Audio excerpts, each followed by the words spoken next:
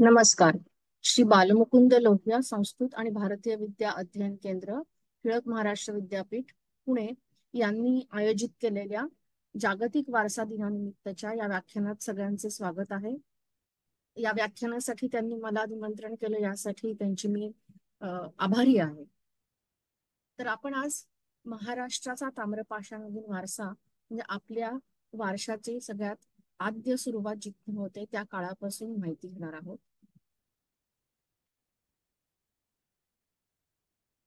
वारसा म्हणलं की त्याच्यात नैसर्गिक आणि सांस्कृतिक असे दोन प्रकारचे वारशाचे प्रकार मानले जातात. त्यातला जो सांस्कृतिक वारसा असतो त्यातही मूर्त वारसा आणि अमूर्त वारसा असे दोन प्रकार आहेत. सांस्कृतिक मध्ये मूर्त वारसा म्हणलं तर विविध स्मारक, जुन्या पुरावशेष आणि मग त्याच्यात उत्खननातले अवशेष असतील, शिलालेख असतील, ताम्रपट असतील, नाणी असतील, पोथ्या आहेत, अशा अनेक विविध गोष्टी येतात की ज्या भौतिक स्वरूपात अस्तित्वात आहे, ज्याची मोजमाप घेता येतात आणि आपल्याला अनुभवता येतात. अशा गोष्टींना मूर्त वारसा असं म्हणतात. इनटँजिबल किंवा अमूर्त वारसा म्हणजे अनेक सांस्कृतिक गोष्टी असतात ज्या भौतिक स्वरूपात अस्तित्वात नाहीत पण त्यांचं अस्तित्व आहे, जशी भाषा, सांस्कृतिक रूढी, चालीरीती, मौखिक साहित्य इत्यादी. आणि ह्या दोन्हींनी मिळून आपला सांस्कृतिक वारसा तयार होतो. त्यातला जो मूर्त वारसा आहे त्यामध्ये आपल्या पुरातत्वीय अवशेषांची किंवा पुरातत्वीय वारशाचा फार मोठा वाटा असतो. आणि म्हणूनच जेव्हा आपण सांस्कृतिक वारशाची चर्चा करतो तेव्हा या पुरातत्वीय वारशाची दखल घेणं आपल्याला भाग पडतं. आता हा वारसा जो असतो, ज्याला आपण सांस्कृतिक वारसा म्हणतो, त्याचा आपल्या प्रादेशिक ओळखीशी, अस्मितेशी एक अन्योन्य असा जवळचा संबंध असतो. आपली अस्मिता जशी अनेक अर्वाचीन सद्यस्थितीतल्या घटकांवर अवलंबून असते, तशीच आपल्या पूर्वेतिहासावर, आपल्याकडे असलेल्या सांस्कृतिक संचितावर, त्याच्यावर सुद्धा आपली अस्मितेची जडणघडण होत असते. तेव्हा जेव्हा आपण आपली प्रादेशिक अस्मिता, आपण मराठी आहोत, आपण दख्खनी आहोत असं जेव्हा म्हणत असतो, तेव्हा आपला नक्की सांस्कृतिक वारसा काय आहे, त्याचा उगम कुठपासून होतो, हे जाणून घेणं खूप महत्वाचं ठरतं. आजही सर्वसामान्य पातळीवर जेव्हा आपण सांस्कृतिक वारसा असं म्हणतो, आपला आपला इतिहास, जुना इतिहास असं म्हणतो, तेव्हा पटकन पहिल्यांदा डोळ्यापुढे येतात ते गड किल्ले मराठा काळातले. त्याच्यापेक्षाही थोडंसं आणखी मागे गेलं तर मंदिरं, आणि त्याच्यापेक्षाही आधी मागे गेलं तर आपल्याला सातवाहनकालीन किंवा आद्य इतिहास काल ज्याला म्हणतो त्यातली लेणी येतात. मग कोणाला नाणी माहिती असतात, शिलालेख, ताम्रपट माहिती असतात. ह्या सगळ्या आपल्याला सर्वसामान्यांना सहजी माहीत असलेल्या, सहजी आसपास दिसत असलेल्या गोष्टी असतात.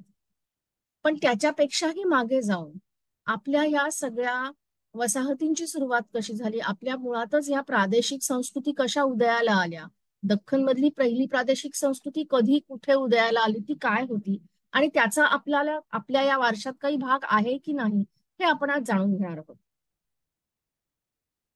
दख्खनचे आद्य शेतकरी समूह, ज्यांना पुरातत्वात तांत्रिक परिभाषेत डेक्कन चाल्कोलिथिक किंवा दख्खनचे ताम्रपाषाणयुगीन शेतकरी असं म्हणतात, किंवा दख्खनचे ताम्रपाषाणयुगीन वसाहती, ते इथले पहिले शेतकरी होते.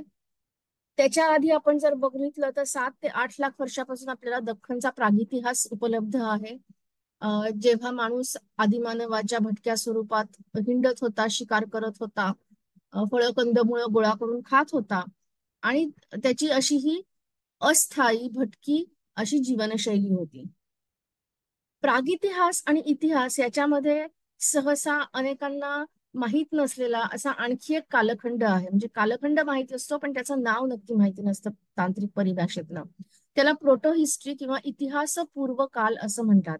अतिशय सार्थक आणि असं नेमकं नाव आहे की पुढे इतिहासात ज्या ज्या काही घटना होणार आहेत, ज्या सांस्कृतिक प्रक्रिया होतात, बरेचदा त्यांची ही सगळी जी पाळंमुळं आहेत, त्याची जे उगम आहेत, ते आपल्याला या काळात सुरू झालेले दिसतात, आणि म्हणून त्याला इतिहासपूर्व काळ असं म्हणतात. आणि दख्खनमध्ये तो काळ, पश्चिम दख्खनमध्ये साधारण 2500 इसवी सन पूर्व ते 900 ते 700 इसवी सन पूर्व असा आपल्याला दिसून येतो.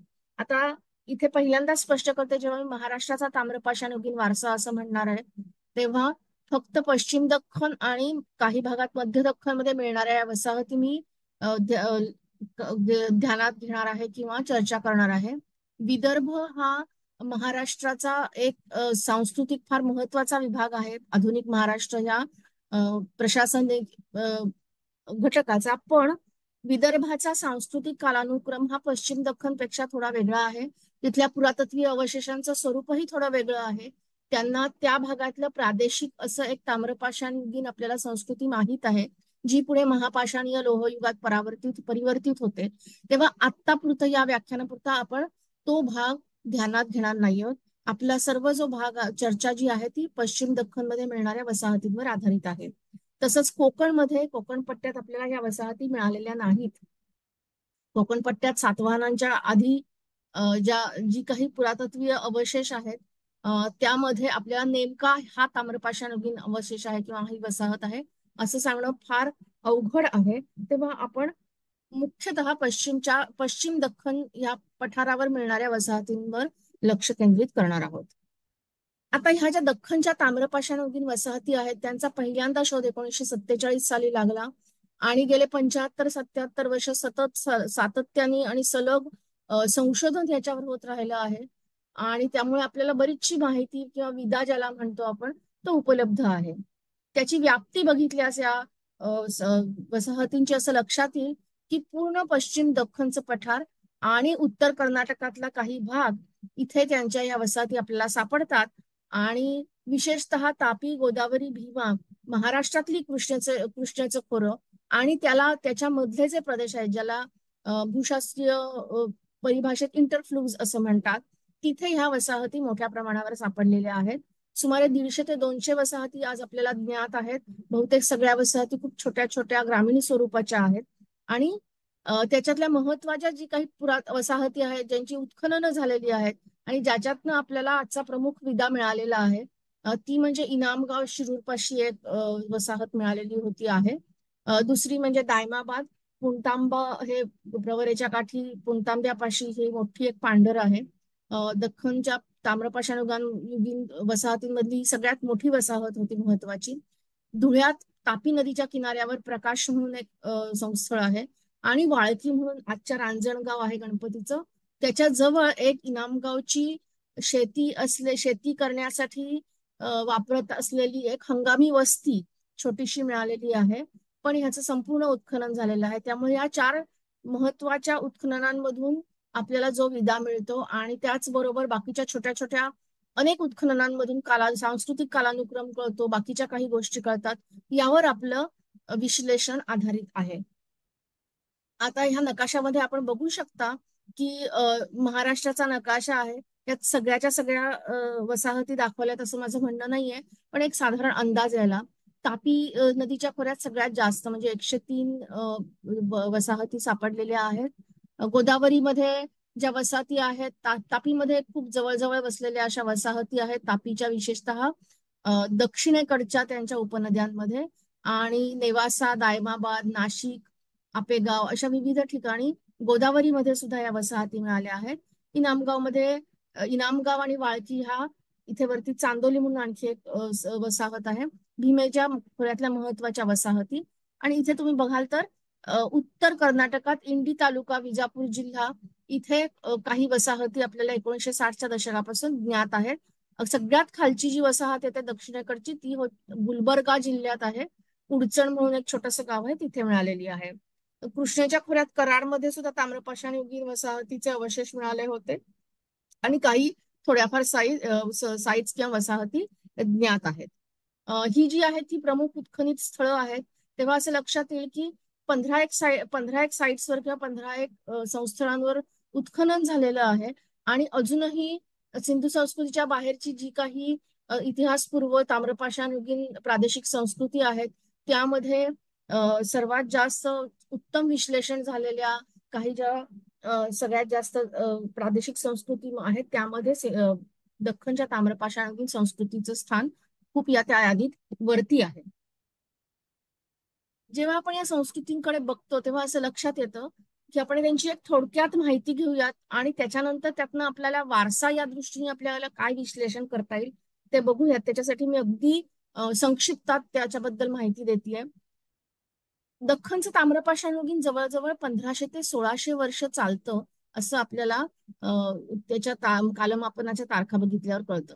1500 ते 1600 वर्ष म्हणजे गुप्त साम्राज्य ते आज आपण, इतका मोठा तो काळ आहे. फक्त असं आहे की त्याच्यामध्ये होणारे जे तांत्रिक बदल होते किंवा एकूण जीवनशैलीतले बदल हे फार नगण्य आणि असे खूप छोट्या पातळीवरचे असल्यामुळे आपल्याला आपण जेव्हा मागे बघतो वळून, तेव्हा ते 1500 1600 वर्षांना एकत्र गृहीत धरून आपण सगळी चर्चा करतो, विश्लेषण करतो, त्यामुळे पटकन लक्षात येत नाही. पण हा एक 1500 1600 वर्ष ही ग्रामसंस्कृती अखंडपणाने नांदत होती. हा एक मोठा कालखंड आहे, हे आपण लक्षात घेऊयात.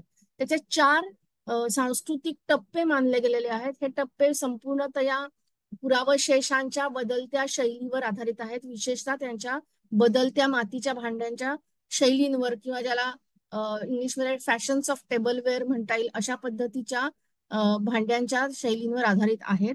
आणि ते संपूर्णपणाने हे पुरातत्वीय विश्लेषणाला मदत व्हावी, सोपं जावं, ह्याच्यासाठी हे वर्गीकरण जे पहिलं असतं, विधेचे वर्गीकरण, क्लासिफिकेशन ऑफ डेटा, हे महत्वाचं असतं, त्यासाठी केलेले आहेत. त्याच्यात असं लक्षात येतं की पहिल्यांदा ही सुरुवात कशी झाली, तर उत्तरेकडे सोनगड हे गुजरात आणि महाराष्ट्र किंवा गुजरात आणि दख्खन यांना जोडणारा एक खिंड आहे.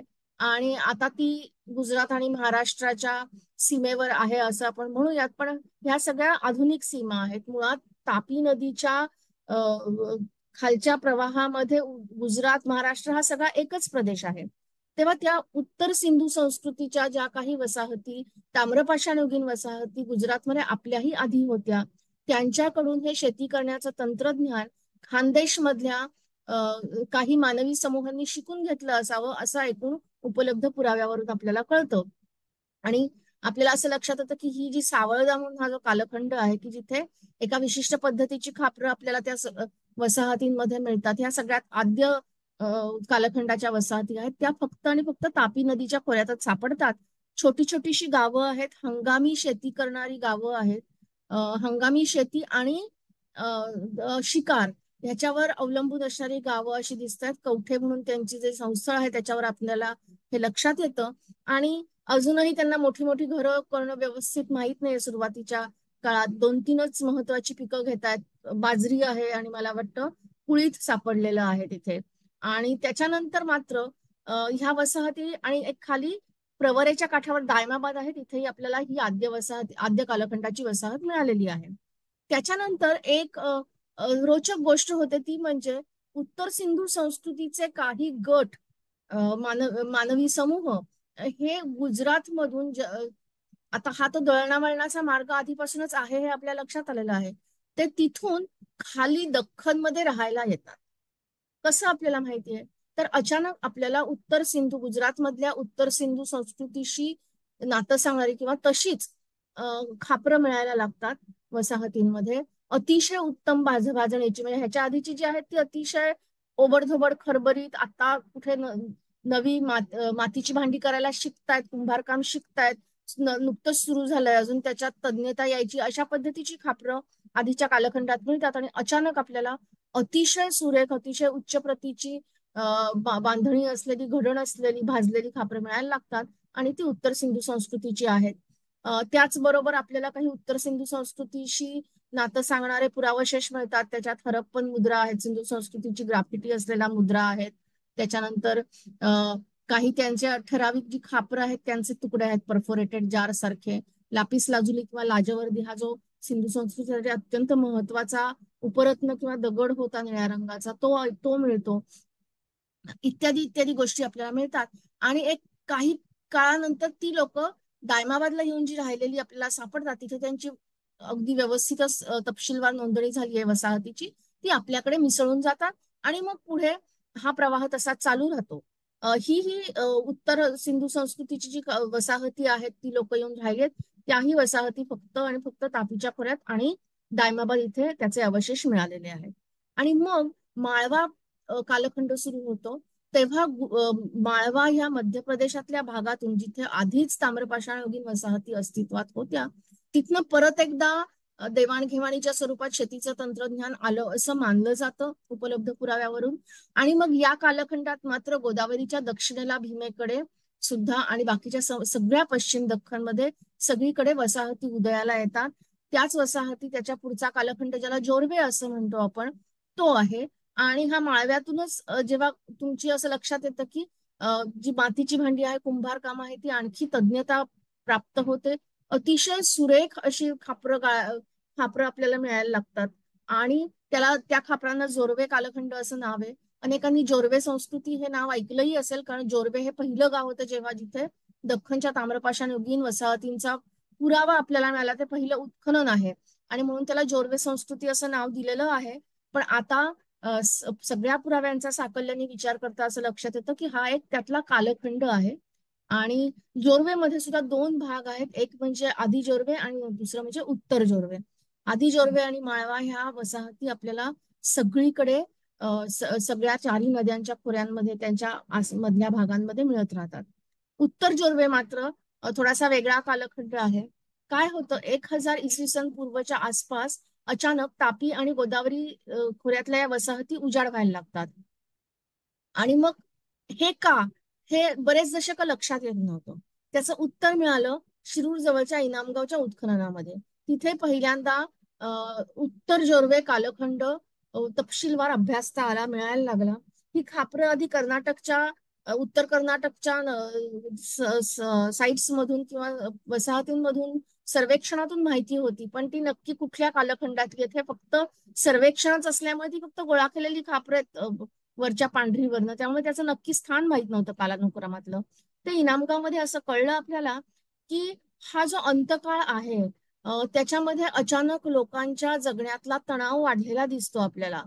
आणि पाणी ज्याला जास्त लागतं अशी पिकं कमी होतात, ज्याला कमी पाणी लागतं अशी जव आणि नाचणीसारखी पिकं जास्त घेतली जात आहेत. आहारातलं गोमांस हे जे प्रमुख अन्न होतं ते बाद झालंय आणि त्याच्या जागी काळविटाचं मांस हे शिकार करून आणलेलं प्रमुख अन्न झालेलं आहे. खिल्लारं कमी झाली आहेत, शेळ्या मेंढ्यांचं प्रमाण वाढलंय. असा एक तणाव ह्या सगळ्या आयुष्यात दिसायला लागतात. सुंदर 2-3 खोल्याची जी घरं बांधायचे लोक, चौकोनी आणि अंगण बिंगण व्यवस्थित असलेली, ती घरं आता ते जवळजवळ अस्तित्वातच नाहीत असं म्हणायला लागतं. या शेवटच्या काळात सगळी कशा तरी गोल बांधलेल्या झोपड्या आपल्याला मिळतात. एका ठिकाणी तर चक्क कुत्रा खाल्ल्याचा पुरावा मिळालेला आहे. म्हणजे अतीव तणावाचं असं हे जीवन मिळालं.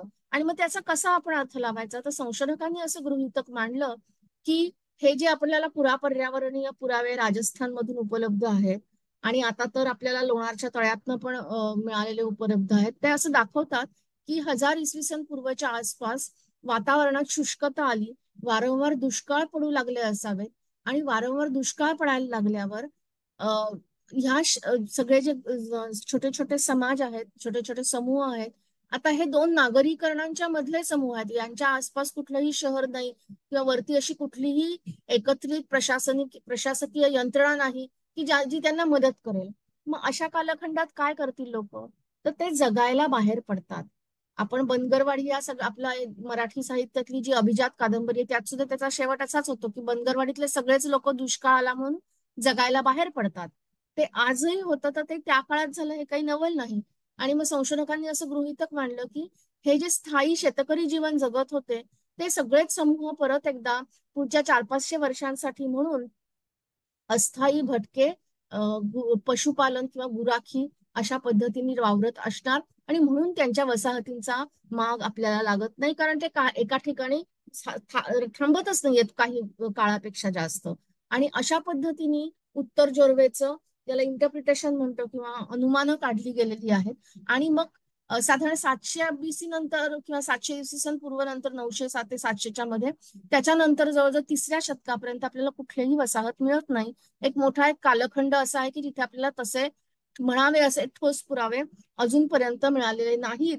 आणि म्हणूनच जेव्हा आपण आपल्या सांस्कृतिक इतिहासाची चर्चा करतो, वारशाची चर्चा करतो, तेव्हा सहसा मागे जात जात आपण सातवाहन कालापर्यंत येऊन थांबतो, कारण त्याच्यामध्ये एक मोठा एक असा कालखंड आहे, एक ब्रेक आहे. आणि त्याच्या आधी ताम्रपाषाण नवीन कालखंड होता. त्यामुळे सहसा आद्य इतिहास काल आणि ताम्रपाषाण हे एकत्र कोणी चर्चा करत नाही, कारण मध्ये एक जो मध्ये आपल्याला ब्रेक आहे.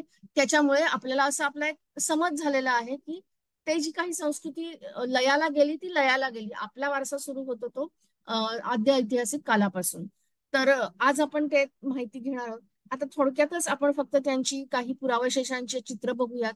ही लोक मातीची भांडी वापरायची. सुंदर लाल रंगाची काळ्या रंगाने नक्षी काढलेली अशी मातीची भांडी वापरायची. तुम्ही जर त्याचे आकार बघितले तर असं लक्षात येईल, आपल्याला परिचित असे आकार आहेत. चंबू आहे, गडू आहे, तसराळी आहे, तिथे तसराळ नाहीये. नंतर वाडगे आहेत, हंड्या आहेत, लोटे आहेत, रांजण आहेत, तोठीची भांडी आहेत. आणि सगळ्यात महत्वाचं म्हणजे खूप मोठ्या प्रमाणावर वाडगे सापडलेले आहेत. छोटे मोठे बहुतेक सगळे वाडगे व्यवस्थित मोठे आहेत. तेव्हा या सगळ्या वाडग्यांवर एक अतिशय सुंदर अशी नक्षी काढलेली आहे भूमिती. काही वाडग्यांना तोटी वगैरे पण आहे. आता हे वाडगे मिळाले त्याचा काय अर्थ आहे ते आपण नंतर बघणारच आहोत. एक तोटीचं भांड मिळालेलं आहे. विशेषतः जोरवे काळाचं हे अत्यंत व्यवच्छेदक लक्षण आहे की असं तोटीचं भांड, असं मोठ्या तोंडाचं. आणि तोटीचं भांड म्हणजे काय, एकदा तुमच्या भांड्याला जर तोटी असेल तर आत असलेला जो द्रव पदार्थ आहे किंवा पाणी आहे ते तुम्हाला बाहेर ओतताना ते किती ओतताय ह्याच्यावर तुमचं नियंत्रण असतं. तुम्हाला हवं तेवढंच तुम्ही पाणी ओतू शकता. आता आपण अर्धशुष्क दुष्काळी दख्खनच्या भूमीत लोक राहतो. आजही आपल्याला पाणी टंचाईला तोंड द्यावं लागतं. आणि पाणी जपून वापरा, काटकसरीने वापरा हे अगदी आपल्या अंगात भिनलेलं असतं. तेव्हा त्याच्यासाठीच हे अतिशय आपण म्हणूनच पाणी असं होतात नाही, नळाने पाणी सोडतो. नळ म्हणजे काय, नळाने परत तो ऍक्सेस बंद किंवा सुरू असंच असतं. तुम्ही त्यांचं नियंत्रण, त्याच्या वाहत्या पाणी किती पाणी वाया जाते किंवा किती पाणी वापरता ह्याच्या नियंत्रणासाठी नळ असतो. तसंच हे तोटीचं कार्य आहे. आणि हे आपल्याला अगदी 4000 वर्षापूर्वीच्या या वसाहतींमध्ये सुद्धा आढळतं. हे लोक छोट्या छोट्या घरांमध्ये राहायचे. आज आपण छोटी पाडे बघतो, अगदी आदिम गावं बघतो. तसंच की 2-3 खोल्याची फार तर घरं होती. समोर एक अंगण असायचं आणि घरात एक चूल असायची आणि साठवणुकीच्या सोयी असायच्या. एवढंच आपल्याला सापडतं. हे एक अतिशय टिपिकल असं एक घर आहे. आता ह्याची जमीन खूप उखंडली गेली आहे म्हणून तुम्हाला त्याच्यात खूप खड्डे दिसत आहेत. पण तुम्ही बघितलं तर इथे एक चूल आहे, इथे एक पाटा आहे तो जमिनीत रोवलेला आहे, म्हणजे फिक्स केलेला आहे, बसवूनच टाकलेला आहे. आणि इथे एक 4 खळगे आहेत. ते 4 पायाचा एक हातगडणीचा साठवणीचा रांजण मिळायचा त्या काळात. तो ठेवण्यासाठी म्हणून स्टँड केल्यासारखं हे 4 खड्डे आहेत. आणि इथे एक मातीचा कट्टा आहे, तोही कणगी ठेवण्यासाठी म्हणून वापरला जायचा. या सगळ्या ज्या जमिनी आहेत त्या शेणानी किंवा चुन्यानी किंवा दोन्हीनी मिळून वारंवार सारवलेल्या आहेत.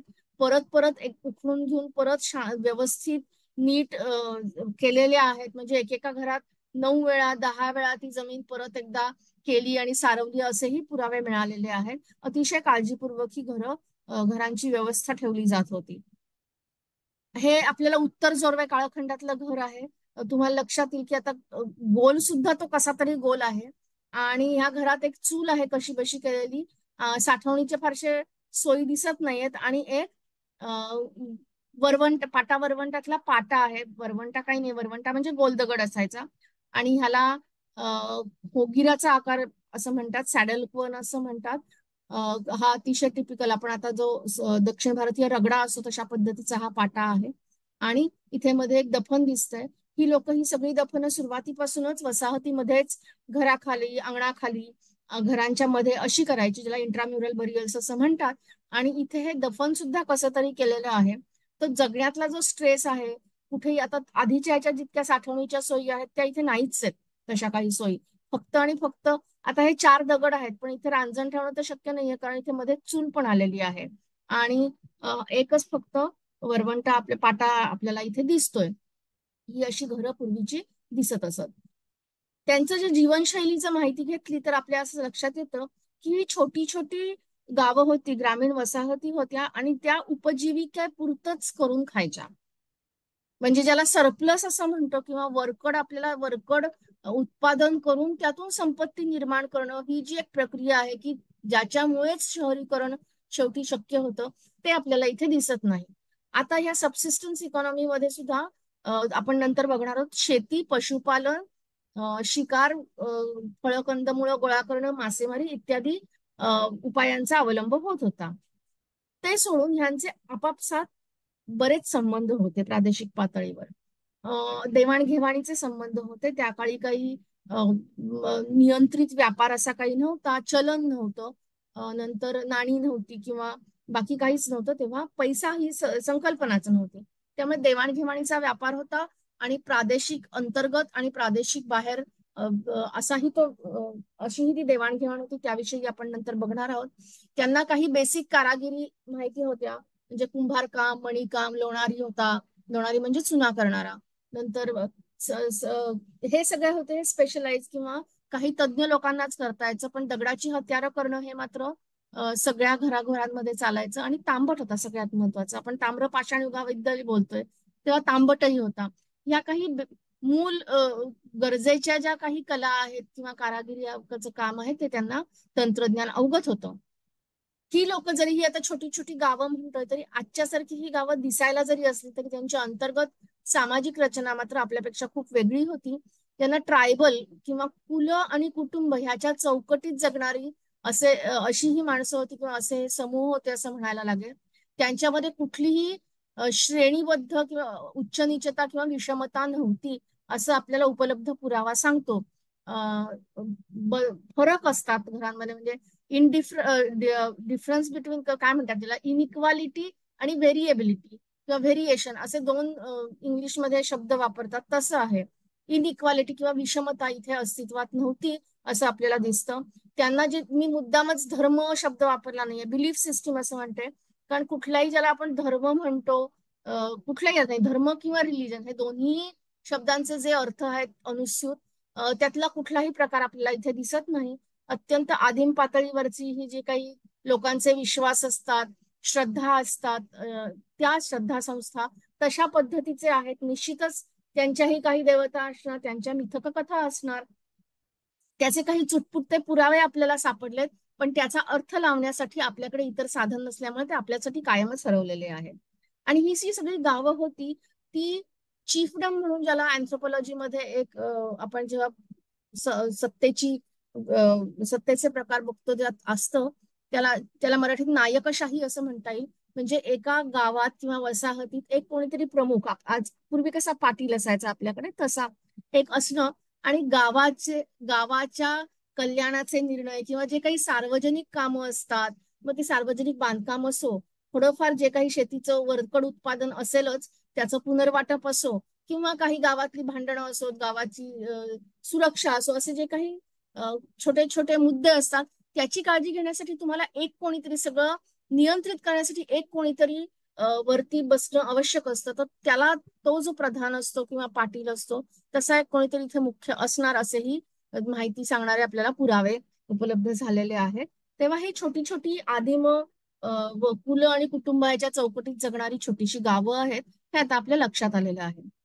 अर्थातच ही गावं शेतकऱ्यांचे समूह झाले म्हणजे आसपासचे सगळे मानवी समूह शेतकरी झाले का? नाही. तर त्याच्यामध्ये सुद्धा तुम्हाला बरेचसे भटके आदिम असे समूह मिळत राहतील तुम्हाला. म्हणजे शिकारी होतेच तिथे, आणि शिकाऱ्यांचे भटके समूह जे आदिमानवाच्या अवस्थेत अजून वावरत होते ते. आता हे करत असताना हेही लक्षात घेता येईल की त्यांच्याकडे भाषा आपल्याला त्यांची माहित नाही, त्यांची लिपी नव्हती, त्यामुळे भाषा आपल्यापर्यंत पोहोचायचाही प्रश्न नाही. आधीच म्हणलं तसं कुठलंही नागरीकरण त्यांच्या आसपास नव्हतं. जरी त्यांची जेव्हा उगम झाला तेव्हा सिंधू संस्कृतीत वायव्य भारतात थोडंफार नागरीकरण होतं, ज्याला पहिलं नागरीकरण म्हणतो. हे जेव्हा भरभराटीला आले तेव्हा ते नागरीकरण लयाला गेलं होतं. तेव्हा भारतीय उपखंडातल्या दोन नागरीकरणांच्या मधला हा काळ आहे.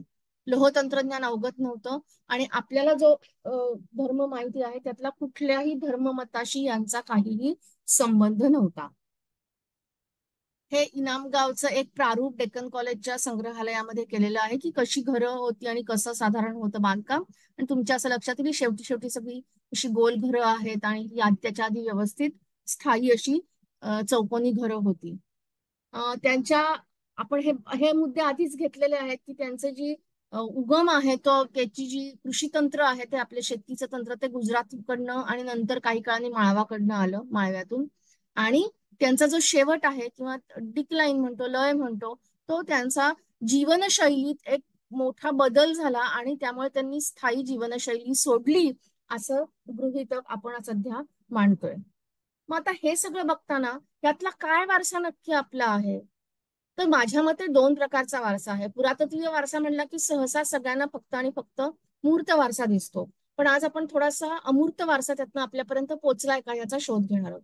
मूर्त वारसा तर अगदी सरळ आहे.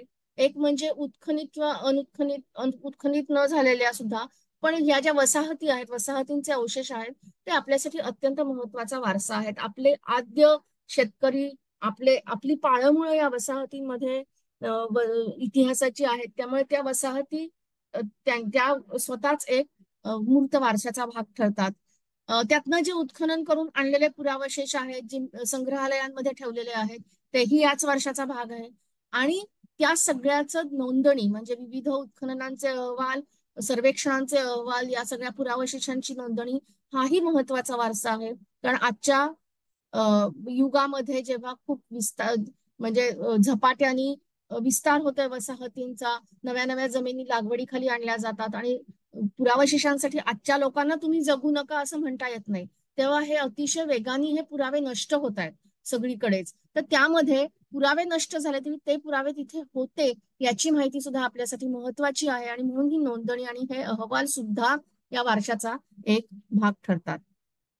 ते सोडून काही अमूर्त वारसे आपल्याला ताम्रपाषाण युगाकडून निश्चितच मिळालेले आहेत असं माझं मत आहे. आणि ते तीन प्रकारचे आहेत. आता अमूर्त वारसा म्हणजे काय? तर मुळातच काही सांस्कृतिक, आपल्या जगण्याचे सांस्कृतिक भाग जी आपल्याला पूर्वसुरींकडनं मिळालेले असतात आणि ते थोडेसे बदलतच राहतात. साहजिक आहे, काळानुसार सगळ्याच गोष्टी प्रवाही असतात, पण तरी सुद्धा ज्याची पाळंमुळं थेट आपल्याला इतिहासात बघता येतात, पूर्वसुरींकडे बघता येतात, त्याला अमूर्त वारसा आपण म्हणतो. हे तीन प्रकारचे अमूर्त वारसा मी दख्खनच्या ताम्रपाषाण युगामध्ये मला सापडतो. एक म्हणजे आपल्या जीवनशैली, खानपान किंवा खाद्य संस्कृती हा एक वारसा आहे.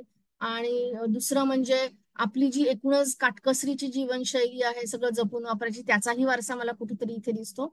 आणि तिसरा म्हणजे आपल्या खुलेपणाचा किंवा आपल्या एकूणच आपला जो आतापर्यंतचा जो सांस्कृतिक एक दृष्टिकोन आहे अतिशय खुलेपणाचा, मराठी असण्याचा, तो सहसा आपल्याला लक्षात येत नाही, पण तो आपल्याला इतिहासातून कळेल नंतर. असे तीन वारसे मला स्पष्टपणे, तीन प्रवाह या ताम्रपाषाण युगापासून आपल्यापर्यंत पोहोचलेत असं वाटतं. तर त्याची आपण अगदी थोडक्यात माहिती घेऊयात. आता आपण हे बघायला लागेल की हे जे पर्यावरणापासून मी सुरुवात करते त्याचं कारण असं की त्या काळी आणि आपल्या पर्यावरणामध्ये फारसा फरक नव्हता. पाऊसमान थोडंसं कमी जास्त होतं इतकंच, पण एकूणच या दख्खनची भूमी ही जी अर्धशुष्क, ज्याला सेमी अरिड म्हणतात, दख्खन ती आहे आणि ती तेव्हाही तशीच होती. बेभरवशाचा मोसमी पाऊस हा अतिशय म्हणजे कळीचा मुद्दा असतो, तो आजही आहे, तो तेव्हाही असणार आहे. तेव्हाही आपल्याला असं लक्षात येतं की तेव्हाही तो तसाच होता. आणि फक्त मोठ्या नद्या बारमाही असतात.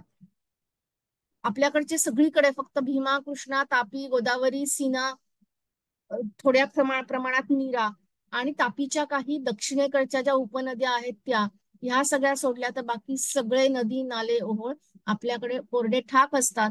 पावसाळ्यापुरते वाहतात, पावसाळ्यानंतर काही 2 महिने असतात, पण थंडीनंतर आपल्याकडे लक्षात येतं की सगळं पाणी आटलेलं आहे. तेव्हा बहुतेक सगळ्या वसाहती ज्या आहेत त्या जिथे कुठे ते पाण्याचा स्थायी स्रोत आहे, उत्तम जमीन आहे कसायला आणि कुरडळ आहेत, अशा ठिकाणी त्या वसलेल्या आहेत असं आपल्याला लक्षात येतं. तेव्हा हा पर्यावरणाचा वारसा त्यांना जो मिळाला होता तोच आपल्यापर्यंत पोहोचलेला आहे. तेव्हा या सारख्या सिमिलर पर्यावरणामध्ये ती लोक कशी राहायची आणि त्याचा आपल्याशी काय संबंध आहे जीवन शैलीचा, हे जाणून घेणं रोचक आहे. आता मी मगाशी म्हणलं तसं की ही जी उपजीविकेची जी साधनं होती तर 4 प्रामुख्याने साधनं होती. आता इथे मी फार्मिंग म्हणते, ऍग्रिकल्चर म्हणत नाहीये, कारण ही आपण जरी ते आद्य शेतकऱ्यांचे समूह आहेत असं म्हणलं तरी ही कृषी केंद्रीय समाज व्यवस्था नव्हती. सगळ्यांना आपल्याला माहिती आहे की दख्खनमध्ये कृषी केंद्रीय समाज व्यवस्था जवळजवळ अशक्य आहे. अर्थव्यवस्था कधीही शेतीतनं पूर्ण फक्त शेती करून पोट भरत नाही. आजच्या काळी प्रत्येक घरातला कोणीतरी एक शहरांमध्ये कामाला असतो, काहीतरी जोडधंदा असतो, बरोबर जित्राब असतं. तसंच ह्यांच्या सुद्धा आपल्याला लक्षात येतं की ते उपजीविकेसाठी शेती करायचे, उपजीविकेपुरती शेती करायचे.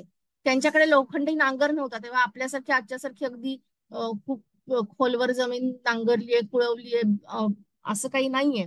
अतिशय त्यांची पोटापुरतीच शेती असणार आहे. पण त्याच्याबरोबर पशुपालन होतं. गाय, बैल, म्हैस, शेळ्या, मेंढ्या, गाढव, डुक्कर, कोंबडी आणि कुत्री, मांजरी अशी सगळी जी म्हणजे पाळीव प्राण्यांची सेना आज आपल्याला दिसते, ते सगळे पाळीव प्राणी तिथे आपल्याला अस्तित्वात आहेत असं दिसतात. तर यामधले जे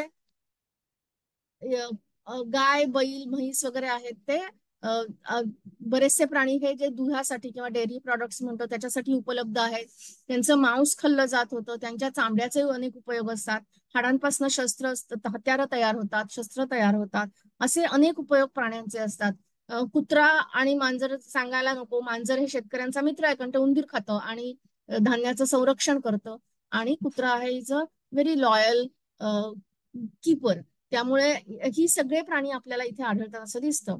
याशिवायही अनेक प्राण्यांची शिकार केली जात होती किंवा ते मांस आसपासच्या भटक्या शिकारी जंतूंकडून मिळवलं जात असेल असं आपल्याला दिसतं. तसंच अनेक फळं आणि कंदमुळं वगैरे ह्यांचेही पुरावे पुरावनस्पती अभ्यासात आपल्याला सापडलेले आहेत. पुढे आपण त्यांच्या खाद्य संस्कृतीवर चर्चा करू तेव्हा ते बघूच यात. त्याचबरोबर मासेमारी ही सुद्धा उपजीविकेचं एक साधन होतं. म्हणजे आज साधारण ज्या पद्धतीने पारंपरिक पद्धतीने गावं जगत होती, तुम्ही कुठल्याही मराठा काळ किंवा त्याच्यानंतरचे जर तुम्ही अभ्यास केलात ग्रामीण महाराष्ट्रावर, तुमच्या लक्षात येईल की कधीच कृषी केंद्रित असं काही नव्हतं. त्याच्या आसपास हे सगळ्या उपजीविकांची साधनं व्यवस्थित अंमलात आणली जायची. आता आपण जर त्यांची हे बघितली काय पिकं बघितली तर असं लक्षात येईल प्रमुख तृणधान्य चार प्रमुख गटातली धान्य ते पिकवत होते. एक म्हणजे तृणधान्य, गहू, जव, तांदूळ, नाचणी. दुसरं म्हणजे द्विदल धान्य, की जी त्याच्यात डाळी पण येतात. त्याच्यात मसूर आहे, हरभरा आहे, कुळीथ आहे, वाटाणा आहे, उडीद आहे, नंतर मूग आहे आणि तूर आहे आणि वाल आहे. मिलेट्स म्हणजे भरड धान्य. भरड धान्य आपल्याला सगळ्यांना माहिती आहे, हे तर आता भरड धान्याचं वर्ष म्हणून घोषित झालेलं आहे आणि आता सध्याचं सगळ्यात काय म्हणतात ट्रेंडिंग टॉपिक आहे. तर मिलेट्स मध्ये सुद्धा त्यांच्याकडे राळं आहे, ज्वारी आहे, बाजरी आहे आणि कोद्रा आहे. कोद्रा आज आपण फारसा कोणी खात नाही पण तरी सुद्धा तो आहे. आणि तेलबिया म्हणल्यात तर अळशी, करडई आणि तीळ आहे. म्हणजे आज आपण ज्याला मराठी खाद्य संस्कृती म्हणतो किंवा खाद्य घटक म्हणतो, की ज्याच्यावर आपलं खरं मराठी जेवण सगळं तयार होतं किंवा त्याला आपण हे खरं मराठी जेवण म्हणतो, ते सगळे ती जी पिकं आहेत ती आपल्याला इथे उपलब्ध आहेत असं दिसतात. ही खरीपही आहेत, रब्बी आहेत, कदाचित आंतरपिकं पण घेतली जात असावी तसा पुरावनस्पती शास्त्रांचा कयास आहे. तेव्हा ह्याला आपण ज्याला एक क्रॉप पॅकेज असं म्हणतो, की जे ज्याला मराठी क्रॉप पॅकेज असं आपण आज म्हणू शकतो, ती सगळी पिकं आपल्याला ताम्रपाषाण युगापासूनच अस्तित्वात आहेत असं मिळतात. आणि त्यामुळे ते जे काही खात असतील त्याचा कदाचित आपल्यासारख्या अर्थातच पदार्थांच्या पाककृती वेगळ्या असतील, पण तरी सुद्धा ते जे काय खात आहेत त्याचे मूळ घटक आणि आपण जे खातोय ते मूळ घटक अजूनही एकच आहेत किंवा आपल्या खाद्य संस्कृतीची पाळंमुळं इतक्या आधी जाऊन पोचतात. तर यामध्ये सुद्धा जेव्हा खाद्य संस्कृतीकडे बघतो तेव्हा असं लक्षात येतं फक्त तर पिकं आणि त्याच्यात येणारं अन्नधान्य हेच त्यांच्या आहाराचा भाग नाही, तर एक खूप मोठा विविध वैविध्याने नटलेला आहार आहे, ते ताट आहे. एक म्हणजे ही जी आहेत ती पिकं त्यातनं मिळणारे उत्पादनं. दुसरं म्हणजे पालेभाज्यांचे काही पुरावे सापडले, त्यामध्ये घोळ आहे, चंदन बटवा आहे आणि अमेरंथस म्हणजे राजगिरा कुळातला कुठला तरी पालेभाजी आहे ती, म्हणजे चवळी, राजगिरा किंवा आणखी काही असू शकते. अमेरंथस हा तसा मोठा गट आहे. फळं म्हणलात तर बोरं आहेत, जांभळं आहेत, शिंदीचा खजूर आहे. शिंदीचा खजूर हा भारतीय खजूर. आपण खातो तो अरबी खजूर खातो. आता आज जो खातो तो तुम्ही वाचलं त्याच्यावर लिहिलेलं असतं अरेबियन डेट्स म्हणून. हा शिंदीचा खजूर आहे. आणि सगळ्यात मजा म्हणजे चारोळ्या. चारोळ्या सुद्धा इथे पहिल्यांदा मिळालेल्या आहेत. त्यांच्या खाण्याचा प्रमुख भाग ज्याला स्टेपल फूड म्हणतो ते गोमांस होतं. खूप साहजिक आहे. त्याचं कारण असं की हे सगळे शारीरिक कष्ट करून जगणारे समूह आहेत आणि नुकतेच शिकारीच्या म्हणजे भटक्या जीवनशैलीतून इथे संक्रमण केलंय त्यांनी. त्यामुळे त्यांना प्रथिनांची अत्यंत मोठी गरज असते आणि ती जी गरज असते ती सहसा रेड मीट मधून भागली जाते आणि म्हणूनच गाई गुरं हे सगळ्यात उपलब्ध असलेलं जवळचं, कारण ते पोचतात, ते खिल्लारं बाळगतात, त्यामुळे गाईचं मांस हे सगळ्यात महत्वाचं अन्न त्यांच्यासाठी ठरतं, हाताशी असलेला सोर्स. आणि आजही तुम्हाला माहितीये की आजही गोमांस हे एका अगदी आपल्या पारंपरिक समाजातल्या एका भागाचं एक प्रमुख अन्न आहे अजूनही, किंवा होतं पारंपरिक समाजामध्ये गोमांस. काही अर्थातच नंतरच्या काळामध्ये ऐतिहासिक काळामध्ये विविध धर्मातल्या घडामोडींमुळे किंवा समाजकारणांमुळे हळूहळू गोमांस खाणं हा टॅबू झाला, की गोमांस खाण्यावर बंदी आली. पण तरी सुद्धा काही समूह आपल्याच धर्मातले सुद्धा यांच्यासाठी गोमांस आजही ते महत्वाचं स्टेपल अन्न म्हणून गणलं जात होतं, कारण कमी श्रमामध्ये एकाच जनावरांमध्ये बऱ्याच लोकांची पोटं भागतात, प्रथिनांची गरज भागते. हे सोडूनही अन्य अनेक प्राण्यांचं मांस खात होते. मी आधीच म्हणलं की शिकारीचं आपल्याला सापडलेले आहेत पुरावे, आणि त्याच्यामध्ये 12-13 प्रकारची हरणं आहेत, साळींदर आहे, घोरपड आहे. आणि साळींदर घोरपड हेही पारंपरिकरित्या मारून मराठा काळात सुद्धा खाल्लं जातं अगदी आजपर्यंत. आजही अजून काही आदिवासी जमाती आहेत ज्या साळींदराची शिकार करतात. म्हणजे त्यातली एक मीच बघितलेली आहे, शिकारीला गेलेत, पण आता ते वन खात्याप्रमाणे बंदी आहे, त्यामुळे त्याच्यात तपशिलात नको जायला. पण ह्या सगळ्या गोष्टी ह्या पारंपरिकरित्या आपल्या आहारात आजही समाविष्ट आहेत किंवा होत्या. याच्याच बरोबर बिबळ्या आणि वाघ ह्यांचं पण हाडं सापडलेली, अर्थातच ते खात होते का, नुसतीच हाडं आणली आहेत का, नुसतंच आणलं होतं आपल्याला त्याची कल्पना नाहीये. आता हे सगळे मासे खातात खूप मोठ्या प्रमाणावरचे असं लक्षात आलंय. समुद्री माशांचाही किंवा हे ज्याला मॉलस्क म्हणतात, ज्याला शेलफिश, त्यांचेही पुरावे सापडलेले आहेत. ते कदाचित आपल्याकडे कोकणच्या किंवा गुजरातच्या समुद्र किनाऱ्यावरनं आले असावेत असा अंदाज आहे. म्हणजे मांस खातात, मासे खातात, अंडी खातही असतील, मांस बीफ खातात, गोमांस खातात, फळं खातात, पालेभाज्या खातात, आणि ही सगळी जी पिकांमधनं जे मिळालेले जे पदार्थ आहेत तेही खातात. असं हे जे वैविध्यपूर्ण जे सगळं ज्याला म्हणतात फुल रेंज ऑफ न्यूट्रिशन आणि फुल range of available food resources, हे सगळं त्यांच्या खाद्य संस्कृतीत आपल्याला दिसतं. आज आपली जी खाद्य संस्कृती आपण म्हणतो त्याची थेट पाळंमुळं ही ताम्रपाषाण युगात मागे जातात. आता काय खात असतील बरं? अर्थातच आपल्याला कुठलीही पाककृतींची पुस्तकं सापडली नाहीये, ताम्रपाषाण युगीन रुचिरा तर आपल्यापर्यंत आलेलं नाहीये. पण काही ज्या गोष्टी आहेत त्याच्यावरनं अंदाज बांधता येतो. एक म्हणजे प्रत्येक घराघरांमध्ये आपल्याला पाटे वरवंटे सापडलेत, आणि ते पाटे बरेच खोल आहेत. मी दाखवलं मगाशी तसं की रगड्यासारखे ते पाटे आहेत, पण त्याच्यात एका वेळेला 2-3 मुठी धान्य गोल दगडांनी वाटलं जाऊ शकतं. धान्य भरडून शिजवणं हा एक मुख्य प्रकार असणार. त्याच्यामध्ये सुद्धा जे आहे ते आपल्याला मिळतात ते सगळे बहुतेक सगळे वाडगे मिळतात. फार क्वचित अगदी कुठंतरी दुर्मिळ अशा किंवा ताटल्या टाईप आहे, किंवा ट्रे सारखं काही ताट किंवा ताटली सदृश आपल्याला फारसं काही मिळालेलंच नाही. बहुतेक सगळे वाडगेच आहेत. याचाच अर्थ ते जे काही खातात ते सरसरीत लापशी सारखं आहे, त्याच्यात असं पोळी भाजी असं काही नाहीये सहसा. आणि एकाच जेवणात बहुतेक, म्हणजे आपण जे म्हणतो ना की चारीठाव जेवण म्हणतो, तसं एकाधिक पदार्थ असणार आहेत. त्याचं कारण असं की आपल्याला काही ठिकाणी नामगाव मध्ये म्हणा, दायमाबाद मध्ये सुद्धा चूल जी मिळालेली आहे ती अशी आपल्या एका चुलीला नालासारखा आकार असतो, बरोबर, आणि त्याच्या शेजारी आणखी एक म्हणजे आणखी एक बाजू आणखी एक बांधलेली आहे, की एका शेजारी एक दोन भांडी एकदम आचेवर ठेवता येतील. आज कसं आपण गॅस 2 शेगडीचा म्हणतो तसं, म्हणजे साधारण ई आकार असा आपला आडवा टाकला तर कसं त्याला 3 बाजू असतील आणि मध्ये 2 भांडी ठेवता येतील, अशा पद्धतीच्या चुली काही ठिकाणी मिळालेल्या आहेत. याचाच अर्थ त्यांच्या जेवणात एकापेक्षा जास्त पदार्थ होते असं आपल्याला दिसतं. आता हे जे आहेत हे वाडगे आहेत आपल्याला मिळालेले. आणि त्याच्या आधी एक सांगायचं विसरले, इनामगावला एका चुलीवरनं एक त्याला चुलीलाच लिंपून टाकलेला, फिक्स करून टाकलेला एक खोलगट असा तवा मिळालेला आहे. म्हणजे तो तशा पद्धतीचं एकच पात्र मिळालेलं आहे, आणि त्याचे जे उत्खनक होते प्राध्यापक मके ढवळीकर आणि अन्सारी यांच्या मते तो तवा आहे. तेव्हा वैयक्तिक गप्पा गोष्टी करत असताना ढवळीकर सर म्हणायचे, आणि जसं म्हणजे मीच विचारलं होतं एकदा तसं, की हे पिठलं भाकरी हे आपलं आद्य खाणं आहे का? कारण पिठलं भाकरीमध्ये सगळ्यात कमी प्रक्रिया केली जाते त्या धान्यावर. भाकरी म्हणजे काय तर धान्य भरडलं बारीक आणि ते पाण्यात भिजवून त्याचा एक थापलं आणि ते भाजलं दोन्हीकडनं. आणि पिठलं म्हणजे दुसरं धान्य किंवा डाळ ही भरडली, वाटली आणि ती पाण्यात सरसरीत कालवली. त्याच्यात मीठ पडतंय, फोडणी पडतीये, लसणाची फोडणी पडतीये का आणखी ताक पडतंय, हे सगळे पुढच्या नंतरच्या आलेल्या अ, अ, गोष्टी आहेत. मूळ प्रक्रिया ही फक्त भरडून शिजवणं एवढीच आहे. किंवा भरडून भाजणं पाण्यात भिजवून एवढीच आहे. तर अ, तो जो तवा मिळालेला आहे त्याच्यावर कदाचित पिठलं भाकरी सारखाच पदार्थ किंवा त्याचा कोणीतरी पूर्वज त्यांच्यात खाल्ला जात असेल असंही म्हणायला हरकत नाहीये. आता हे जे आहेत हे वाडगे आहेत. तुम्ही बघा छोट्यापासून मोठ्यापर्यंत, आणि हे बरेच मोठे असे वाडगे आहेत. इथे एक मोठा चंबू सारखा दिसतोय आपल्याला. हेही वाडगे आहेत.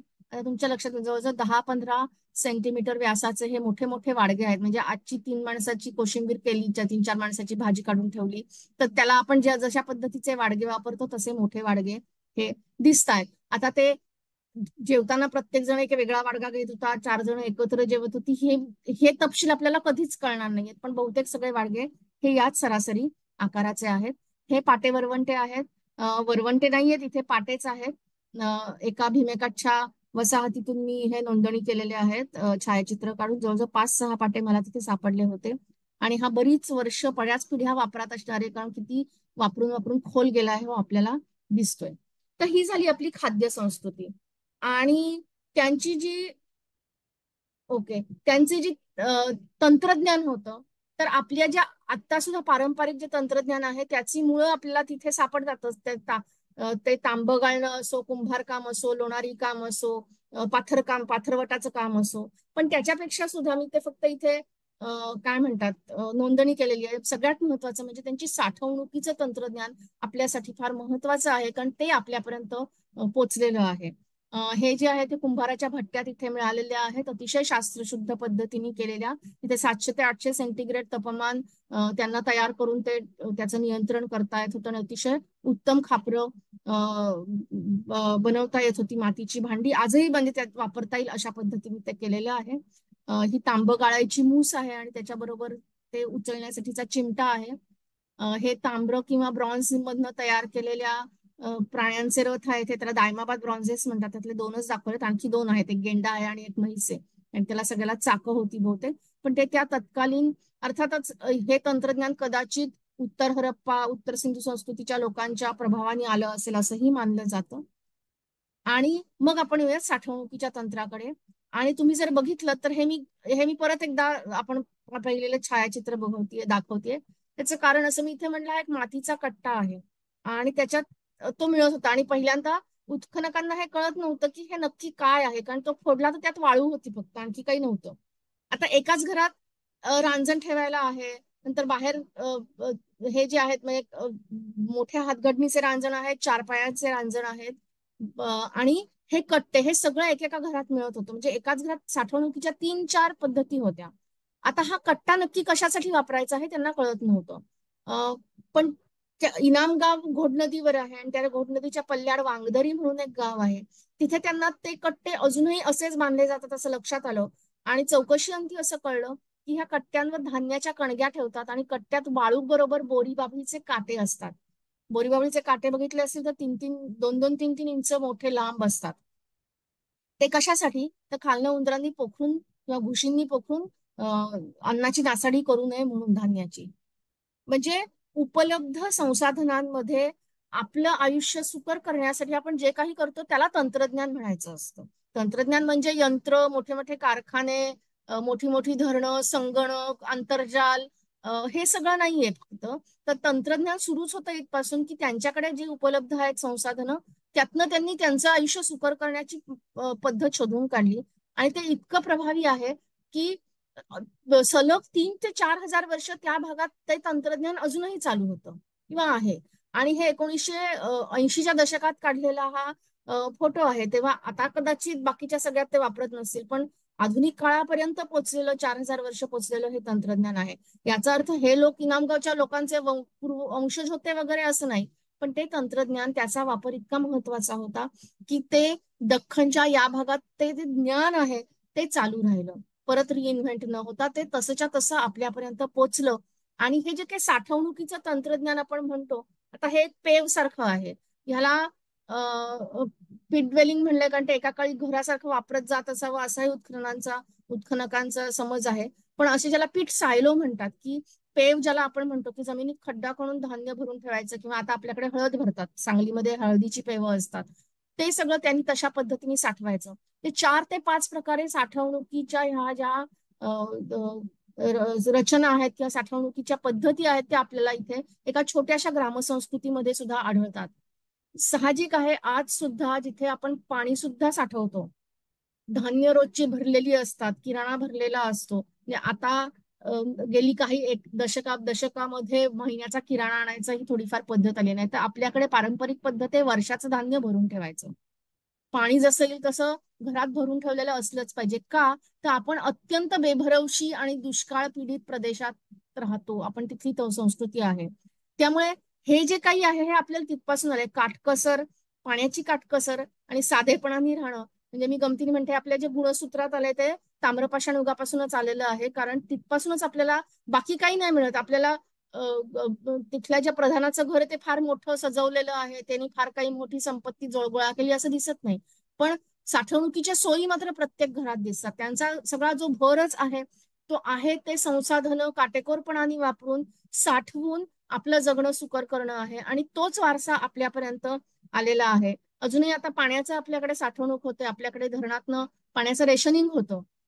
तो ह्याचाच एक भाग आहे. कारण जिथे तुमची संसाधनं मर्यादित आहेत तिथे अशी जीवनशैली ठेवल्याशिवाय दुसरा पर्याय नसतो. ही संसाधनं काटेकोर वापरायचा आणखी एक दुसरा मार्ग किंवा धोरण म्हणजे भटकंती. भटकंती कशी? तर गाई गुरं खिल्लारं किंवा शेळ्या मेंढ्या घेऊन केलेली भटकंती, ज्याला ट्रान्सह्युमन्स असं आपण म्हणतो. आता हा जो शेळ्या मेंढ्या करून भटकंतीचा जो मार्ग आहे तो सहसा बेभरवशी जिथे समाज बेभरवशी आणि शुष्क प्रदेशात राहतात त्यांचा एक महत्वाचा मार्ग जगायचा आहे असं जगभरच्या अभ्यासांमधून आर्किओलॉजिस्ट, अँथ्रोपॉलॉजिस्ट आणि सोशॉलॉजिस्टना दिसून आलेलं आहे. तर काय होतं या भटकंतीमधनं? काय 2-3 गोष्टी साधल्या जातात. एक म्हणजे आपल्या वसाहतीच्या भोवतीची जी संसाधनं असतात नैसर्गिक, साहजिकपणाने जर तुम्ही सतत वापरत राहिलात तर त्याला परत तयार व्हायला तो अवसर मिळत नाही आणि ती संपुष्टात येऊ शकतात. त्यामुळे तुम्ही काही काळ वस्तीपासून दूर जाऊन दूरची संसाधनं वापरल्यामुळे वस्तीवरच्या आसपासच्या संसाधनांचा ताण कमी होतो आणि तुमचा अखंड जो काही सप्लाय आहे किंवा तुमचा पुरवठा आहे तो अबाधित राहायची शक्यता जास्त निर्माण होते. आणि ह्याच बरोबर याच्यात प्रामुख्याने शेळ्या मेंढ्यांची भटकंती समाविष्ट आहे. आजचे धनगर सुद्धा असेच आहेत. बरेचसे धनगर स्थायी झालेत, पण अजूनही काही धनगर आपल्याला माहितीये पावसाळ्यानंतर निघतात. ते पूर्ण हिवाळा आणि उन्हाळ्याच्या सुरुवातीला उन्हाळा सगळा काढून मग पावसाळ्याच्या सुरुवातीला 4 महिन्यासाठी म्हणून त्यांच्या वस्त्यांवर परत येतात. त्यामुळे काय होतं, ह्या सगळ्या भटकंतींमुळे आसपासचे जे समूह आहेत ते तसेच तुमच्यासारखे भटके पशुपालक इतर गावातले समूह असतील किंवा शिकार करणारे आदिमानव बाकीचे सगळे जे मध्याश्म युगात जगतायत अजून त्यांचे समूह असतील, त्या सगळ्यांशी गाठीभेटी होत राहतात आणि ते सामाजिक जगण्यासाठी किंवा तगून राहण्यासाठी अत्यंत आवश्यक आहे. तुमचा जनुकीय संचयाचा विस्तार झालाच पाहिजे. तुम्हाला आसपासच्या प्रदेशातल्या लोकांशी सामाजिक संबंध जर जुळवले नाहीत तर अडचणींच्या काळात तुम्ही तगणं जगणं अशक्य होतं. एकाच 400-500 वस्त्या किंवा 200 किंवा 300 वस्तीच्या लोकांमध्ये आपापसात लग्न करून रोटीबेटी संबंध करून शेवटी ते वसाहत कधीच टिकणार नाहीये हे आपल्याला माहितीये. त्यामुळे या सगळ्या विविध कारणांसाठी ती जी भटकंती केली जाते त्यातनं काय तयार होतं तर संपर्काचे मार्ग तयार होतात, कॉन्ड्युइट्स ऑफ कम्युनिकेशन. त्यातनं देवाणघेवाण सुरू होते आणि ती देवाणघेवाण आता इथे जी आहे म्हणजे ती बार्टर आहे की वस्तूंच्या बदल्यात वस्तू दिली जाते. पण ती देवाणघेवाण फक्त आर्थिक नसतेच. या सगळ्या प्राचीन समाजांमध्ये ही सामाजिक, आर्थिक, धार्मिक आणि अशी त्याला अनेक अंग असतात त्या देवाणघेवाणाला. आपल्यापर्यंत फक्त नष्ट न होणाऱ्या आणि ज्या बाहेरच्या प्रदेशात न आलेल्या ओळखता येतात तिथल्या अशाच वस्तू पोचतात. त्यामुळे हे अंदाज बांधता येतात. पण त्याच्या पलीकडे सुद्धा कदाचित स्थानिक गोष्टींचा, पेरिशेबल की ज्या नष्ट होऊ शकतात अशा गोष्टींची देवाणघेवाण निश्चित होत राहिलेली असणार. सामाजिक देवाणघेवाण असणार, रोटीबेटी संबंध असणार. ते फक्त आपल्याला पुरातत्वीय पुराव्यात दिसत नाहीत म्हणून. आणि हे जे संपर्काचे मार्ग आहेत ते कसे महत्वाचे आहेत, तो काय वारसा आहे तो आपण बघूयात. आता हा जो त्यांचं जे संपर्क आहे तो आपल्याला लक्षात येतं, गुजरात, राजस्थान, मध्य प्रदेश, कर्नाटक अशा विविध प्रदेशांशी ह्या लोकांचे देवाणघेवाणीचे संबंध आहेत. कारण तिथून तयार झालेल्या गोष्टी आपल्यापर्यंत पोहोचलेल्या आहेत. गुजरातमधनं शंख आलाय, राजस्थानमधनं आणि गुजरातमधनं तांब आलंय, मध्य भारतातून काही प्रकारच्या खापरं आहेत, काही वृक्ष आहेत ते आलेले आहेत, आणि कर्नाटकातून दगड आलेला आहे. तसंच कोकणच्या किनाऱ्यावर जरी यांच्या वसाहती मिळत नसल्या तरी सुद्धा त्यांचे संबंध होते हे निश्चित. एक म्हणजे आपल्याकडे समुद्री मासे आलेले आहेत, त्याची समुद्री मॉलस्क ज्यांना म्हणतो ते कदाचित कोकणातनंही आले असू शकतात. कोकण किनाऱ्यावर 3-4 केव्ह साइट्स आहेत की जिथे त्यांना साधारण या काळाला समकालीन असे पुरावे मिळाले. तर ताम्रपाषाणातून खापरं मिळालेली नाहीयेत, पण कदाचित त्या या काळाला समकालीन असतील अशा काही शिलाश्रय किंवा गुहा आहेत आणि त्यातनं तो पुरावा मिळालाय. आणि सगळ्यात महत्वाचा, दायमाबाद मध्ये एक सुगंध वेला नावाच्या वनस्पतीचा पुरावा मिळालाय, आणि ती वनस्पती आजही फक्त कोकणात होते, ती देशावर किंवा दख्खनच्या पठारावर होऊ शकत नाही. तेव्हा ती निश्चितपणाने खाली कोकणातनं आणली गेलेली आहे. हे सोडून सुद्धा ह्या जे सगळी देवाणघेवाणीच्या ह्याच्यातनं जे संपर्क प्रस्थापित होतोय, मार्ग उदयाला येत आहेत, ते अतिशय महत्वाचे आहेत. आता बऱ्याचशी जी वसाहती आहेत त्या अत्यंत मोक्याच्या जागी वसल्या आहेत असं आपल्याला दिसतं. आता प्रकाशीची जी वसाहत आहे ती खूप मोठी होतीच, तिथलं ते स्थानिक केंद्र होतच प्रशासनिक, पण ती एका नदी, तापी नदीच्या उतारावर बसली, म्हणजे तिथे तापी नदी ओलांडता येते. तुम्हाला सगळ्यांना माहितीये नदीला सगळीकडे उतार नसतो, ज्याला उतार आहे असं म्हणतो. काही विशिष्ट ठिकाणीच नदी ओलांडता येते. दायमाबाद असंच नदीच्या उतारावर, नदी जिथे ओलांडता येते, ज्याला फोर्ड म्हणतात इंग्लिशमध्ये, अशा ह्याच्यावर वसलेली आहे. आणि ज्याला ऍक्च्युली संस्कृत तीर्थ अशी संकल्पना आहे. तीर्थ म्हणजे तरती, जिथनं आपल्याला ओलांडता येते, नदीला उतार असतो, त्याला तीर्थ म्हणतात खरं तर. तर अशा ठिकाणी ती वसलेल्या या सगळ्या वसाहती आहेत. एवढंच नव्हे तर बागलांची जी खिंड आहे, जी नाशिककडनं खानदेशकडे जाताना लागते, मराठा काळात सुद्धा ती अत्यंत महत्वाचा दळणवळणाचा भाग होती. त्या बागलांच्या खिंडीत पिंपळदर म्हणून जे गाव आहे, तिथे एक ताम्रपाषाण युगातली वसाहत सापडली आहे. याचाच अर्थ बागलांच्या खिंडीचा जो तो मार्ग आहे तो ताम्रपाषाण युगीन काळापासून आपल्याला अस्तित्वात आहे असं कळतं. काय पद्धतीने दळणवळण होतं, तर हा महाराष्ट्रातला सगळ्यात आद्य पुरावा आहे दळणवळणाच्या साधनांचा. या रांजणावर तुम्ही जर बघितलं तर इथे वरती हे चित्र कोरलेलं आहे, आणि ते बैलगाडीचं चित्र आहे. ते टॉप डाऊन पर्स्पेक्टिव्ह आहे, वरनं खाली बघतोय असं नकाशासारखं काढलंय. हे 2 बैल आहेत आणि त्यांना जुंपलेलं आहे, इथे झू आहे, आणि मधली जी आहे ती शिडीसारखी रचना आहे, आजच्या बैलगाडीसारखी नाही, आणि 2 चाकं आहेत. म्हणजे अत्यंत सतत त्यांच्या आसपास असणारं ते चित्र त्यांनी ते त्याच्यावर कोरलेलं आहे. तर ह्याचा वापर निश्चितच केला जात होता. गाढवाला सुद्धा आपल्याला ओझं वाहून न्यायला आपण वापर करतो. आणि हे जे भांड आहे तोटीचं, इथे हा जो आकार आहे ते कदाचित नौकेसारखं आहे किंवा नौका आहे असंही संशोधकांचं म्हणणं आहे. त्या नौकेचा, आणि आपल्याला इनामगावला एक छोटा धक्का मिळालेला आहे नदीकडे जाणारा उतार त्यांनी केलेला, तर नौकानयन सुद्धा त्यांना अवगत असावं, तेव्हा किमान छोट्या अंतरावर तरी होड्यांनी ते जात असतील आणि दळणवळणाची साधनं असतील असं संशोधकांचं मत आहे. ही जी दळणवळणाची साधनं आहेत, हे जे सगळे मार्ग आहेत, त्याचा काय महत्व आहे? त्याचं महत्व असं की सगळ्यात पहिल्यांदा आपण ह्या इथे लिहिलेल्या मुद्द्याकडे थोडं नंतर येऊयात. आद्य ऐतिहासिक काळात खूप भरभराटीचा आंतरराष्ट्रीय व्यापार होता, भूमध्य समुद्राशी होता, त्याला इंडो रोमन किंवा इंडो मेडिटरेनियन ट्रेड असं म्हणतात. त्याच्यावर बरंच संशोधन झालेलं आहे. त्याच्यात लेण्यांचा संबंध होता, तेर किंवा भोकरदन अशा विविध कोल्हापूर अशा विविध ठिकाणी ही ट्रेडिंग सेंटर्स म्हणून उदयाला आलेली होती. हे आपल्याला सगळ्यांना माहिती आहे, नाशिक. आणि ह्या सगळ्यांचं मात्र मूळ जे आहे या सगळ्या व्यापार उद्यमाचं, ते हे लक्षात घेतलं जात नाही की त्याचे जी पाळंमुळं आहेत ती मूळ ताम्रपाषाणयुगीन ही जी देवाणघेवाणीची संपर्क क्षेत्र आहेत, हे जे मार्ग आहेत, जी कम्युनिकेशन नेटवर्क तिथनं सुरू होतात, त्याच्या पायावर हे सगळे आद्य ऐतिहासिक काळातले जे पठारावरचे अंतर्गत मार्ग आहेत ते आहेत. नाशिक, कोल्हापूर, आपेगाव, नेवासा ही आपल्यासाठी सांस्कृतिक दृष्ट्या अत्यंत महत्वाची अशी शहरं आहेत, सांस्कृतिक दृष्ट्या, धार्मिक दृष्ट्या अशी. आणि त्या प्रत्येक ठिकाणी आपल्याला खाली ताम्रपाषाण युगाच्या काळापासून वसाहत आहे असं लक्षात येतं. तेव्हा ही जी संपर्क आपण इतिहासात जे काही कम्युनिकेशन रूट्स बघतो, नेटवर्क्स बघतो, व्यापार उदीमाचे मार्ग बघतो, त्यातली महत्वाची जी ट्रेडिंग सेंटर्स किंवा केंद्र आहेत व्यापारी त्यांची बघतो. त्यातल्या अनेकांची पाळमुळं ही ताम्रपाषाण युगात पहिल्यांदा उदयाला येतात आणि तिथपासून ते वापरात आहेत म्हणून सिक्युअर्ड आहे, जे वापरात असतात त्याची माहिती आहे म्हणून त्याच्यानंतरचे जे उत्तरसुरी जे आहेत त्यांचे आद्य ऐतिहासिक काळातले ते या मार्गांवरनं मार्गक्रमणा करत ते व्यापारासाठी वापरतात, हे आपल्याला लक्षात घ्यायला हवं आहे. आणि मग तिसरा आणि शेवटचा मुद्दा आणि पण ते खूप महत्वाचा, तो म्हणजे वैश्विकीकरण आणि प्रादेशिक ओळख किंवा प्रादेशिक संस्कृतीची अस्मिता. आपल्याकडे सहसा आपण जेव्हा आज प्रादेशिक अस्मितेच्या गोष्टी करतो, त्याच्यावर चर्चा करतो, मंथन करतो, तेव्हा आपल्या बऱ्याच लोकांचं एकमत असं होतं की आजचं जे वैश्विकीकरण आहे, ग्लोबलायझेशन, त्याच्या प्रक्रियेमुळे सगळं सपाटीकरण होतं आहे आणि वैश्विकीकरण हे आपल्या प्रादेशिक अस्मितेच्या थोडंसं विरोधी किंवा त्याला थोडंसं अडसर ठरणारी ही बाब आहे की त्याचा तो जो एक अनिष्ट प्रभाव आपल्यावर पडतो असं बऱ्याच लोकांना वाटत असतं. म्हणजे ते खूप चुकीचं आहे असं नाही, पण तुम्ही जर इतिहासाचा साकल्याने विचार केला, आपण इतिहासपूर्व काळापासूनचा अगदी प्रागइतिहासापासून साकल्याने विचार केला, तर असं लक्षात येईल की ह्या परस्पर विरोधी प्रक्रिया नाहीत, तर ह्या संपूर्णपणाने काय म्हणतात एकमेकात मिसळलेल्या आणि एकाच, ज्याला इंग्लिशमध्ये म्हणतात two ends of one spectrum, अशा ह्या प्रक्रिया आहेत. एकाच प्रक्रियेचे दोन टोकं आहेत असं म्हणलात तरी हरकत नाही.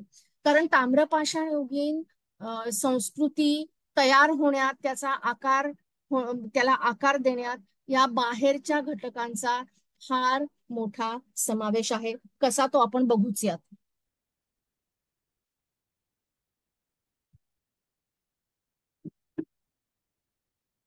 आता सगळ्यात महत्वाचं म्हणजे आपल्याला माहितीये की आपण आलोच आहोत ते आफ्रिकेतून. आपण ज्याला आउट ऑफ आफ्रिका सिद्धांत म्हणतो, आदिमानवच मुळात आफ्रिकेतून सगळीकडे पसरला आणि मग बाकीच्या सगळीकडे स्थानिक पातळीवर त्याची जडणघडण झाली. हे सोडून सुद्धा आपण आधीच बघितलंय की कृषी तंत्र जे आहे, शेतीचं तंत्र, ते आपल्याला गुजरातकडून, माळव्याकडून आलेलं आहे. आणि त्यामुळे तेही आपण बाहेरनं, आजच्या बाहेरनं, कारण महाराष्ट्र ही किंवा मराठी ही तशी मध्ययुग किंवा आदिमध्ययुग यादव काळापासून जास्त लक्षात येणारी तो प्रदेश आहे. पण कृषी तंत्र सुद्धा आपल्याकडे स्वतंत्रपणाने उगम पावलं नाही. भारतात 6 ठिकाणी स्वतंत्रपणाने उगम पावलं: बलुचिस्तान, काश्मीर, गंगेचं मध्य खोरं, बेलन नदीचं खोरं, ईशान्य भारत आणि दक्षिण भारत. पण आपल्याकडे हे शेजारच्या प्रदेशांमधून आलेलं आहे. दुसरं असं की आपल्याकडे सिंधू संस्कृतीच्या लोकांनीही आपल्याकडे येऊन स्थलांतर केलं, ते आपल्याकडे आले, मिसळले आणि इथलेच होऊन राहिले. तेव्हा त्या वायव्य भारतातल्या एका नागरी संस्कृतीचा एक सुदूरकडनं आलेला धागा सुद्धा आपल्याकडे येऊन मिसळलेला आहे आणि तो आता वेगळा काढता येत नाही. आणि सगळ्यात महत्वाचं म्हणजे आपण ज्याला पारंपरिक खाद्य संस्कृती म्हणतोय, वारंवार मी म्हणते की ही जी सगळी पिकं आहेत ती आपल्या आजच्या जगण्यातलीच पिकं आहेत, खाण्याचे पदार्थ, तेच मुळात सगळेच्या सगळे आपण बाहेरनं आले. ही वाणं जी आहेत ती बाहेरनं आलेली आहेत महाराष्ट्राच्या, आणि ती वाणं फक्त भारतातनं आलेली नाहीत, तर ती आफ्रिका, पश्चिम आशिया, चायना, नंतर युरोप आणि अशा ठिकाणून सुद्धा आलेली आहेत. तुम्ही जर पश्चिम आशिया बघितलं तर गहू, जव, मसूर, नंतर लाखेची डाळ ज्याला म्हणतो आपण खेसरी, लाखेची डाळ, वाटाणा, हरभरा, हे सगळं पश्चिम आशियातून आलंय. करडई आणि अळशी सारख्या तेलबिया ह्यांची वाणं सुद्धा आपल्याकडे पश्चिम आशियातून सिंधू संस्कृती आपल्याकडे राजस्थान किंवा माळवा खाली अशी ती आलेली त्यांचा तो प्रवास आहे. तांदूळ आलेला आहे तो गंगा आणि बेलन नदीच्या खोऱ्यात, त्याची 9,000 वर्षापूर्वी त्याची प्रथम लागवड झाली, 7,000 इसवी पूर्व, आणि तो आपल्याकडे तिथनं आलेला आहे. मूग, उडीद, कुळीत यांची वाणं पहिल्यांदा राजस्थान, गुजरात आणि खानदेश या टप्प्यात कुठेतरी पहिल्यांदा तरी लागवडीखाली आली, असं पुरावनस्पती शास्त्रांचं संशोधन आपल्याला सांगतं. तूर ओडिशा, बस्तर आणि आंध्र या टप्प्यात लागवडीखाली आली. वाल आहे तो, आणि ज्वारी, बाजरी, नाचणी, ह्या सगळ्या गोष्टी आपल्याकडे आफ्रिकेतून आलेल्या आहेत.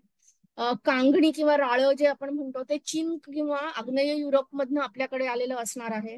आणि कोद्रा हे जे मी मगाशी म्हणलं, कोडा मिलेट, कोद्राचं जे आहे ते गंगेतल्या तांदळाबरोबर आलेलं तणाचं पीक असणार, असं पुरावनस्पती शास्त्रज्ञांचं संशोधन आपल्याला सांगतं. तसंच तीळ जे आहेत ते आपल्याकडे मेहरगडमध्ये पहिल्यांदा लागवडीखाली आले, ज्याला आपण आपली पारंपरिक दख्खनी खाद्य संस्कृतीचे म्हणजे आधारस्तंभ आहेत, ते सगळे बाहेरनं आयात केलेल्या शेतीच्या वाणांवर आधारित आहे.